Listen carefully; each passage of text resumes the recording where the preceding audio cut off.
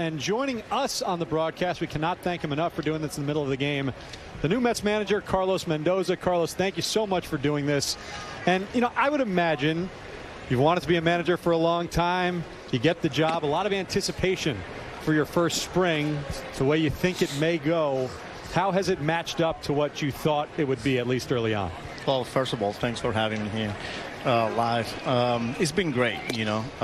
Like you said, you don't know what to expect. And then, you know, 3 months go by and you're making phone calls and just having conversations. But not till when you report and start seeing people's face and getting the feel for it, pretty much everything in here. There you go. Katie, the running throw one away. It's been great, you know. Been blessed to have this great opportunity to put in the uniform as a manager for the first time and to do it for the Mets. What an incredible honor. And then to be able to do it with the people that I'm surrounded with is special. But overall, since day one, it's been great. Carlos, coming from the Yankees and to a new organization where you don't have the feel for the players, and you've got a lot of players in camp that you have to evaluate. What has been that transition for you, and when did it start, and how did you go about the process before you had eyes on? Yeah, it started as soon as I got the job. You know, the very next day I was on the phone with a lot of the players, introducing myself and just kind of get to know them over the phone, but then some visits to some of them. Because I needed to get going early, you know, and not only with players, but putting together a coaching staff, getting to know the organization, you know, for every department, whether it was player development, whether, you know, scouting, analytics, and all, you know, support staff, the medical stuff. I mean, it's a lot of people that you got to get to know.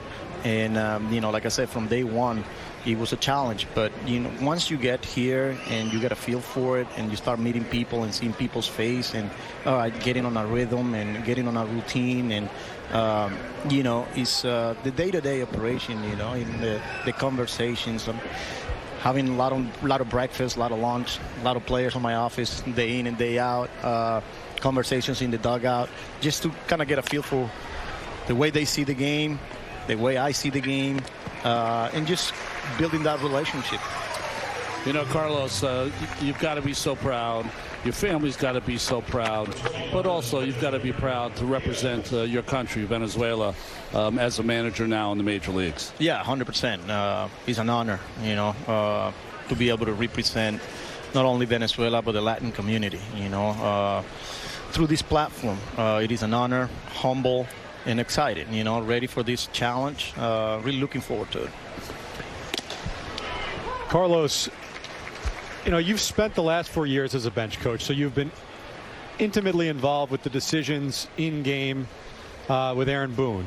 What is different, though? I know it's very early on, but even in spring, what is different about now being in that chair, the guy that makes the final calls? Yeah, well, not only the final calls, but the conversations that, as a manager, you need to have with your players. You know, as a bench coach, you do have them, you know, but there's a lot of things that you are trying to take care of, you know, whether it's the scheduling, whether it's the logistics, whether, you know, you name it. There's so many responsibilities that, as a manager, having those conversations on the side, on your office, informal, formal conversations that, you know, as a bench coach, I didn't see those. Carlos Mendoza, you're a smart man. You told your guys, hey, I'm going on camera. I want a quick 1-2-3 inning this half. I put Tompkin in there. Just Thanks so much, Carlos. Best of luck the rest of the way. Thanks, guys. All right, we're through 3.5. Mets down 5.